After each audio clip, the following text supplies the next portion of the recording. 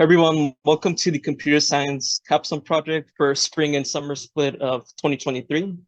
Our team worked on the portal data availability, and our team consisted of Chung, Cormack Haider, Tran, and myself, Ivan Lopez. The sponsor for this project was Tamili of TREC. Portal is the official transportation data archive for the Portland-Vancouver metropolitan region. Portal takes the data, such as detector data, arterial signal data, and travel time data, and archives it on a site that allows end users to access it. But there are two problems. One, the amount of data is extremely massive, and not all of it is represented on the site.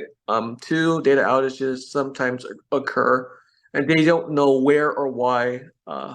So our goals are to create a way to store and track the missing data entries from the outages, and also to provide individual sensor feedback to end users.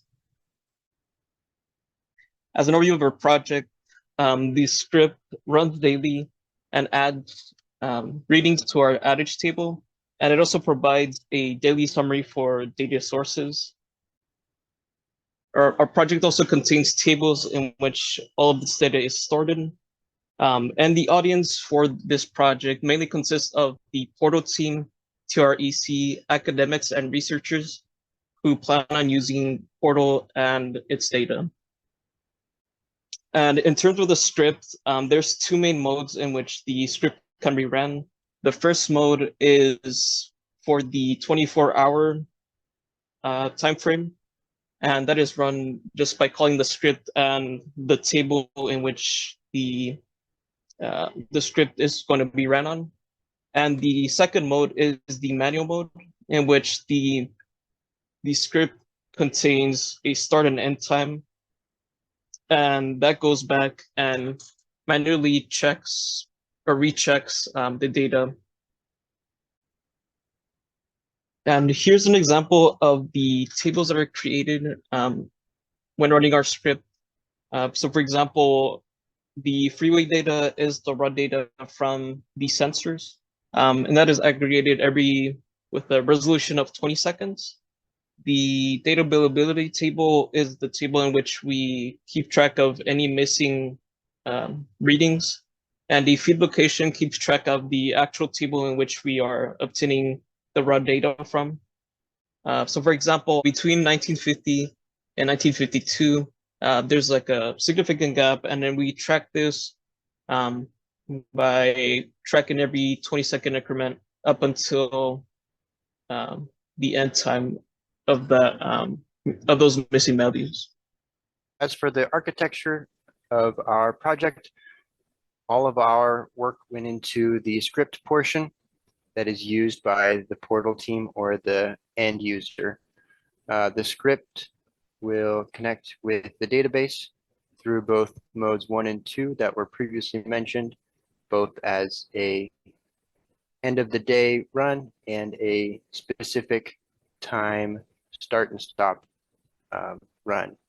When running mode 1, the database will add to the resulting tables of error, and in script 2, the user inputs the start and stop time of the times that they would like to receive the error list in mode 2 in the resulting table. So the script also, as previously mentioned, allows for the CSV download for allowing people to use mode 2 and have the data personally available to them. And then in terms of our features, we had 4 main features as well as an additional feature added on. And these features consisted of the ability to record unavailable data, custom check for late data, the ability to make our data downloadable, and the daily summary of readings for each detector. Our additional feature was the maintenance options. In terms of the responsibilities and contributions, we distributed work along our team members. Chung was in charge of the data unavailability functionality. Cormack Haider worked on the saving and maintenance functionality.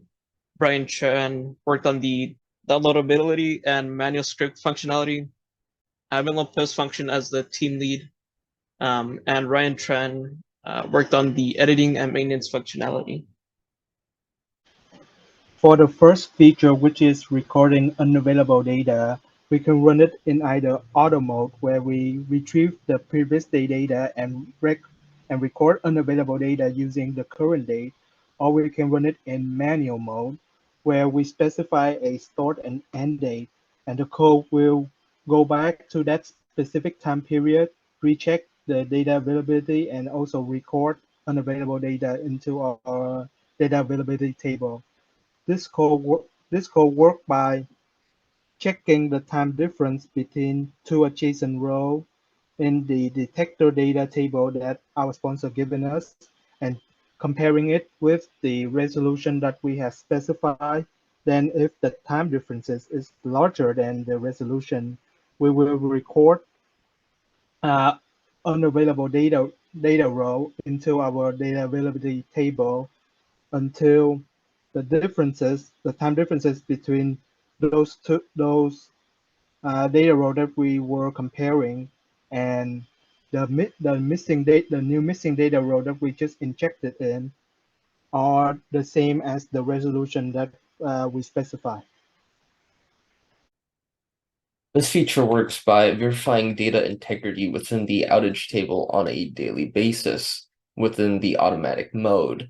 By providing a table name, it will automatically check the portal database network for any incongruencies that are matching the outage table.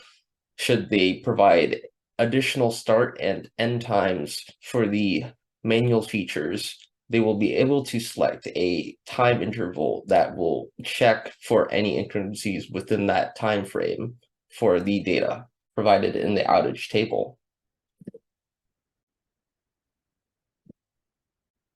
This feature works by outputting the data created from our script. It creates a client-side request from the portal database network and then requests the data without using the copy mechanic from the SQL database, thus not requiring super user privileges.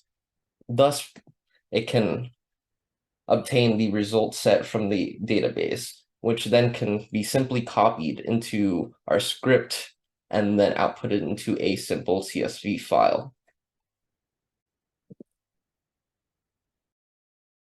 If for whatever reason some entries need to be added or deleted, the users can manually do this by selecting the correct maintenance prompt and then enter it in the information.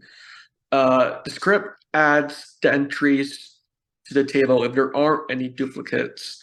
Otherwise, the script deletes entries if a particular entry already in the table has exactly matching data.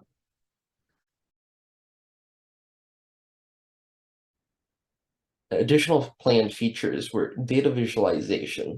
In this case, we were going to develop with the programming language R instead of Python or MATLAB.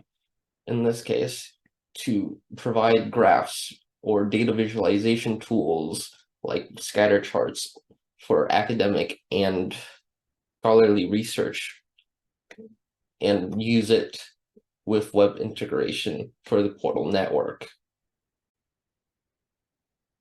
As to the way in which we approach this project, we were unsure as to how we would achieve these features. But over time, we familiarized ourselves with the database. We started to ask a lot of questions. And then once we got the ball rolling, our development started to sped up. And we organized ourselves using an agile methodology where we set weekly goals and meetings. And we worked towards a simple demonstration that we could use to get feedback as soon as possible. When it came to our development process, I would say that we spent a lot of our time and effort in the planning phase. Not only were we spending the time to get to know each other, we were also spending the time to get to know the database that we were going to be working with. Once we had accomplished what we needed when it came to understanding the database and understanding the existing scripts, we moved forward to our design phase. Our design phase primarily focused on the outline of how our script would run and the major things that would go into it. Those major things were our development. Our development was where we split everything into our tasks and had our weekly meetings to talk about how far we had accomplished in them and bringing up any problems to each other and to the sponsor. Once our development phase got to our demo phase, we were able to test all of the pieces together and ensure that we had a final product that was working for our sponsor. Once we had a working demo, we could go to our testing phase, where we could trial and error different scenarios with our demo, as well as adding in minor things at the very end to ensure that even if those things at the very end didn't succeed, we had a working demo to fall back on. Throughout the process, we got feedback from our sponsors. First, they were pretty happy that their project was chosen. In the initial stages, they provided resources and tools to help in development, and they also provided ideas for clean tables, so we wouldn't have to rely on detector ID, which isn't unique across data feeds. They also wanted a modification to the current table format. And they also wanted a demonstratable project to observe implementation. The demo in the previous slides successfully implemented itself with Portal's database.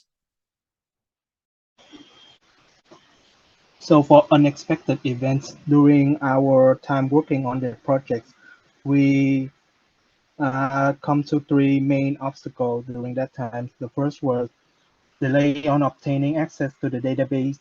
We gained access to the database on the second term, and so we were a little bit late on creating a working prototype that we can show to our sponsor. The next problem is with the VPN. Some of us weren't able to access the database using the VPN, so it took us another week to work this out, and so it was causing our prototype to once again get a little bit later. The final obstacle was the difference in table format, because some of the detector data table that they were using on their database have different format in spite of giving very similar data. Because of that, we have to figuring out how to write our code so that it can work independently of the format that they were using.